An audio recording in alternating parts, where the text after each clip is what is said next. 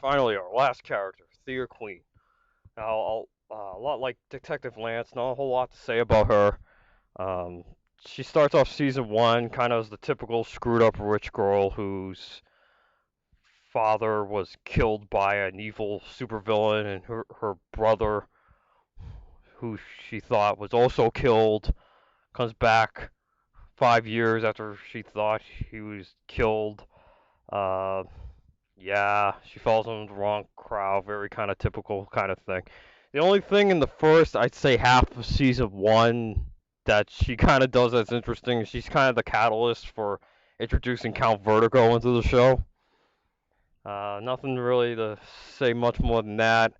Then episode 17, she meets Roy, and then that gives her something to do, which is good. Like that shows foresight by the writers that once they kind of ran out of material for her, they ran out of things for her to do. They gave her something new to do.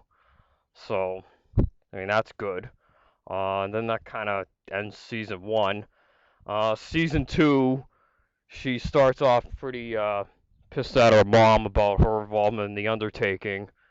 Then she kind of goes through this arc somehow, and then she's the one like trying to motivate Moira to keep fighting because kind of Moira's kind of resigned herself to the fact that she's in prison now, and there's no way that she's gonna be found not guilty and all that. Um, then it's revealed that Thea is Merlin's daughter, so of course, we were led to believe that she's, the 100% biological sister of Oliver. But actually, it was Moira and Merlin got together at some point, and then the result was Thea. And it's actually pretty cool, kinda, because you knew from the outset, like when they first started the show, they weren't necessarily gonna go in that direction. But I guess John Barrowman, I guess he actually pitched the idea because I guess he was just throwing around ideas for things for Merlin to do, and you knew that maybe not right away, but even just going back to season one, early season one, at some point they knew that Thea was the daughter of Merlin, so that's revealed. Then I don't know, a bunch of I guess Thea takes over Oliver Queen's club, and Roy and her continue to be a couple, and I guess the whole thing with the club's supposed to show that she's kind of maturing or whatever. She's not like season one anymore, where she's just a misguided youth or whatever the fuck, right? So then it gets to this point where she finds that all these people are lying to her. She gets all pissed off about it. And she's one of the few people that Oliver keeps lying to about his identity as Green Arrow, whereas most people in his inner circle, he's let his secret out. And it just seems kind of forced at that point that you're not telling your sister when everyone else fucking knows pretty much. So that seems kind of stupid. But anyway, so she gets fed up with it. Last straw is when the whole thing I mentioned before with Roy going off to fucking fight with Arrow and everybody. So she tries to leave town. Meanwhile, Deathstroke's doing his whole blow up the city, destroy the city plot as these big Arrow villains do for the finale. They gotta do this every finale. So Merlin shows up, and and actually previously, Slade actually kidnapped her, and it's obvious that Slade kidnapped her. I don't know why Merlin didn't show up then and try to save her, but okay, whatever. I don't. Maybe he didn't feel safe at the time because the League was hunting him down or whatever. But Merlin kind of comes out of hiding. helps Thea out, gets her out of the city before she gets killed by a freaking Mirakuru soldier or some shit. And that's kind of where we see her at the beginning of season 3. Um, at first, she's kind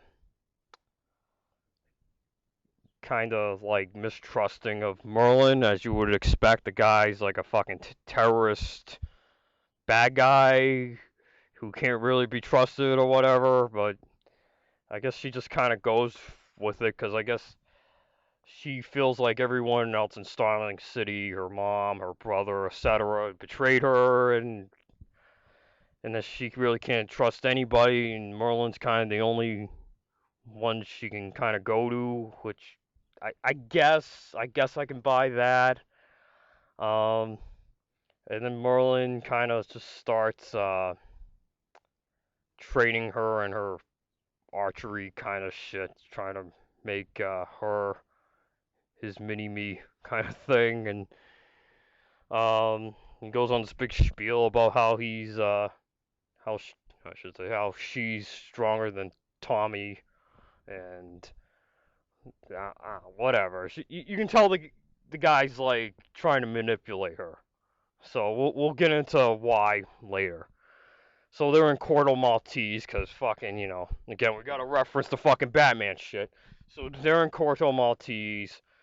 Um, Oliver tracks her down there. Um, but he doesn't find out that Merlin is with her.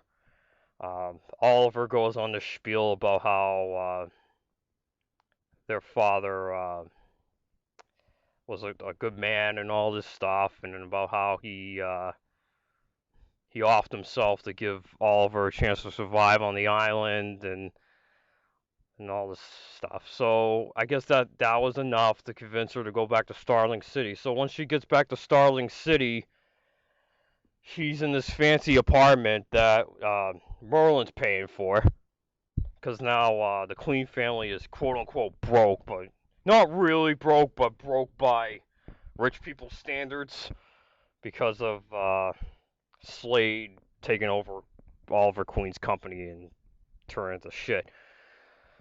So, of course, Oliver's opposed to this.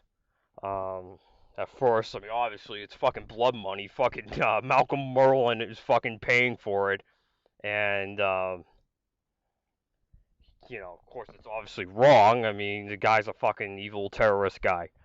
And at this point, Oliver knows that Merlin's alive, but is not letting Thea. Well,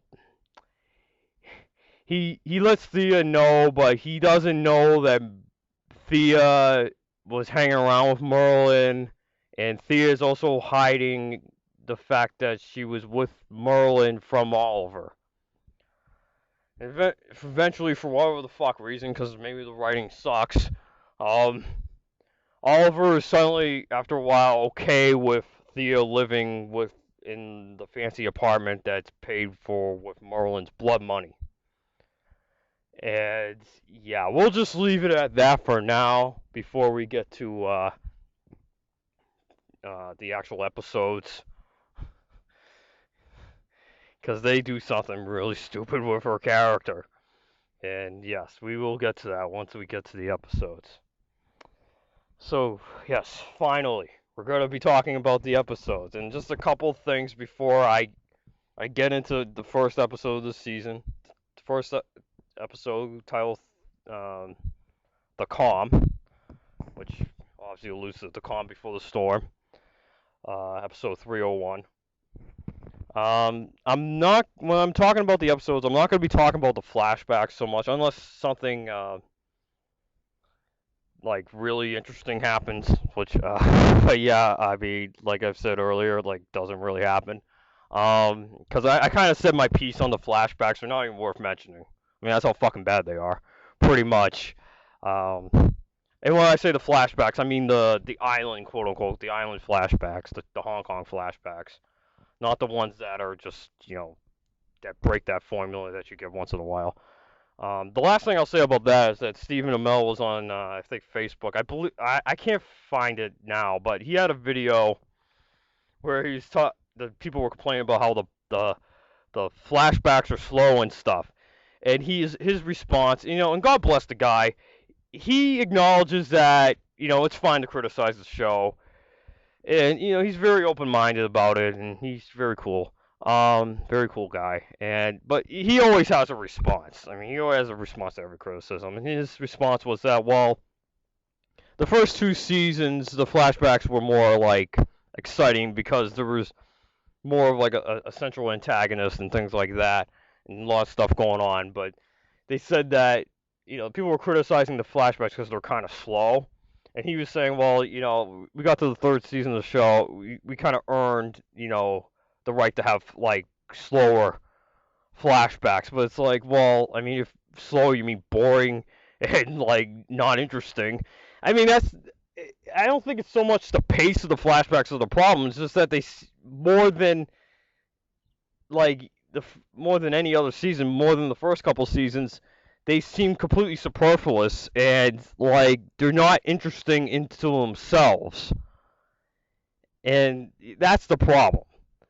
And not to mention they gotta stop doing this easy writing thing of where shit just always ends up tying in with the flashbacks conveniently. Whatever. I'm gonna stop right there. I've beaten that dead horse enough. But anyway, before we get started on the episodes, I'm gonna read this quote from Stephen Amell. I was sure pretty early on that Season 2 was going to surpass Season 1 for a variety of reasons. Namely, you learn so much in the first season of a show, and it'd be foolish to think those lessons would be applied. Plus, I knew about the addition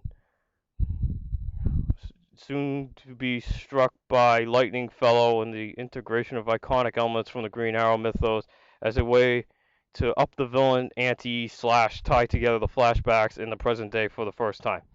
So what happened? Season 2 was better. Out of respect for the previous sentence, I've wanted to reserve judgment on Season 3 until I could see, at the very least, the first 9 episodes. Well, I've seen them. Season 3 is going to annihilate Season 2. And my response to that is, yeah, okay, I see where he's coming from. Much like the Sam Raimi Spider-Man series, I didn't really care for the first Spider-Man. But when I saw Spider-Man 2, it was so good. It was almost as though a completely new set of people made the Spider-Man 2 compared to the first movie, but it was the same people. So in retrospect, it retroactively made that first Spider-Man movie better. So yeah, season 2 of Arrow, the first 9 episodes, the first half of Season 2 was probably the best run that show has ever had. So with that being said, the last sentence there, Season 3 is going to annihilate Season 2? Yeah, I agree. Season 3 fucking annihilated Season 2, because you know why? It's the opposite of the Sam Raimi Spider-Man thing. It retroactively makes Season 2 worse by being associated with it. By mere association, it destroyed Season 2. It's in everything before it. Because it's such a fucking pile of dog shit.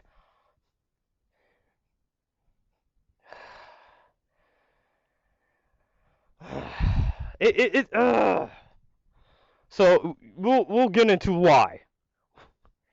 We'll get into why as we discuss these first 9 episodes. I mean, it certainly retroactively destroys, it annihilates any of the League of Assassins stuff, like I talked about earlier, that you did in Season 2. That's for sure.